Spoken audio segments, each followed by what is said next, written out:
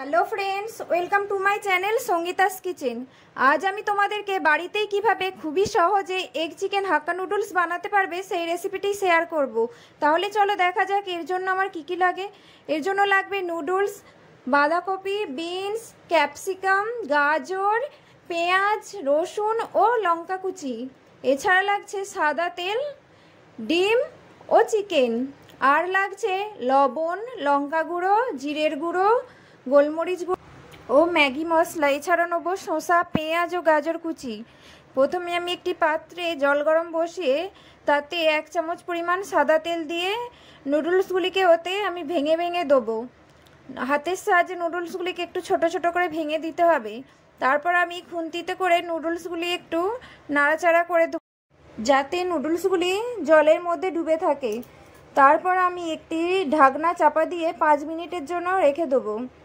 5 minute পরে আমি ঢাকনা খুলে নুডলসটিকে একটু নাড়াচাড়া করে তারপর আমি দেখব নুডলসটি ঠিকমতো সেদ্ধ হয়েছে কি না। নুডলসটিকে খুব বেশি সেদ্ধ করা চলবে না, একটু শক্তভাবেই নুডলসটি নামিয়ে নিতে হবে।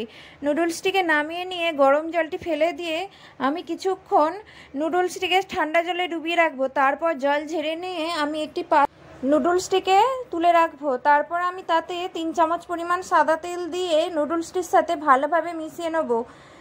তারপর আমি অন্য একটি পাত্রে 1 চামচ পরিমাণ সাদা তেল দিয়ে তেলটি একটু গরম হয়ে আসলে তাতে আমি 2টি ডিম দিয়ে দেবো। ডিম দেওয়ার পরে আমি ওতে স্বাদ মতো লবণ, অল্প পরিমাণে লঙ্কার গুঁড়ো ও জিরের গুঁড়ো দিয়ে দেবো।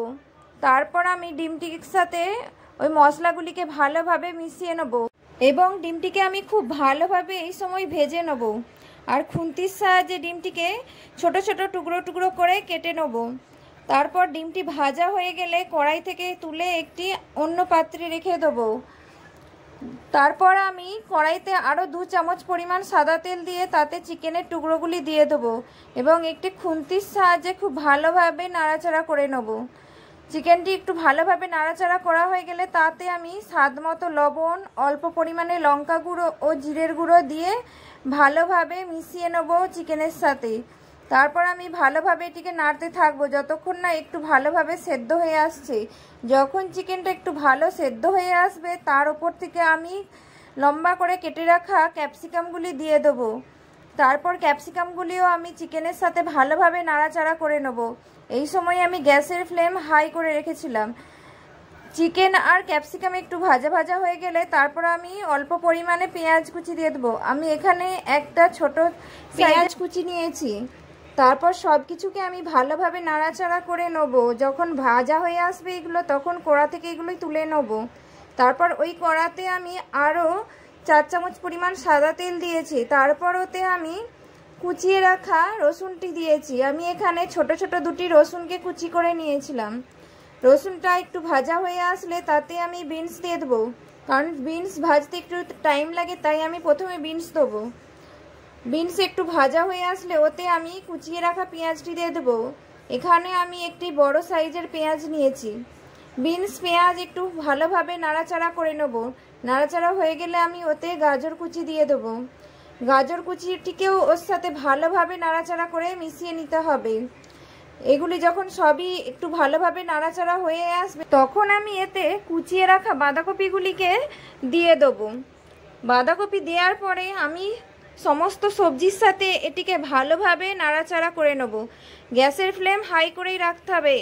লো ফ্লেমে এগুলি ভাজলে বাঁধাকপি থেকে জল বেরিয়ে এগুলি সেদ্ধ হয়ে যাওয়ার সম্ভাবনা থাকে। আমি এগুলিকে সেদ্ধ করব না, আমি খুব ভালোভাবে এগুলিকে ভাজা করার জন্য গ্যাসের ফ্লেম এখন হাই করেই রেখেছি।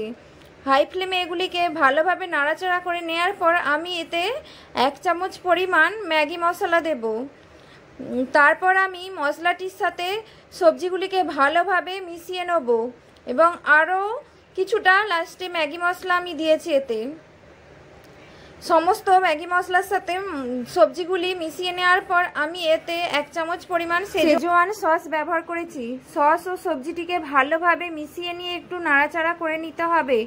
তারপর এতে আমি সেদ্ধ করা নুডলসগুলি অল্প অল্প করে দেবো। একবারে সব নুডলসগুলি দিলে এখানে নাড়তে অসুবিধা হতে পারে, তাই আমি অল্প অল্প করে নুডলস দিয়ে সবজির সাথে ভালোভাবে মিশিয়ে নাড়াচাড়া করে নেব। সবজির সাথে নুডলসটিকে খুব ভালোভাবে মিশিয়ে নিতে হবে। এই সময়ও গ্যাসের ফ্লেম কিন্তু আপনাকে হাই রাখতে হবে। হাই ফ্লেমে সবজির সাথে মশলাটিকে ভালোভাবে মিশিয়ে নিতে হবে। খুব ভালোভাবে যখন মশলাটির সাথে নুডলসটি ভালোভাবে মিশে আসবে তখন এতে ওপর থেকে স্বাদ মতো লবণ দিয়ে ভালোভাবে নুডলসের সাথে মিশিয়ে নেব। নুডলসটিকে এই সময় ভালোভাবে নাড়াচাড়া করতে হবে যাতে লবণটি নুডলসের সাথে খুব ভালোভাবে মিশে যায়। নুডলসটি ভালোভাবে নাড়াচাড়া হয়ে আসলে আমি এতে ভেজে রাখা এগ চিকেনটিকে দিয়ে দেবো।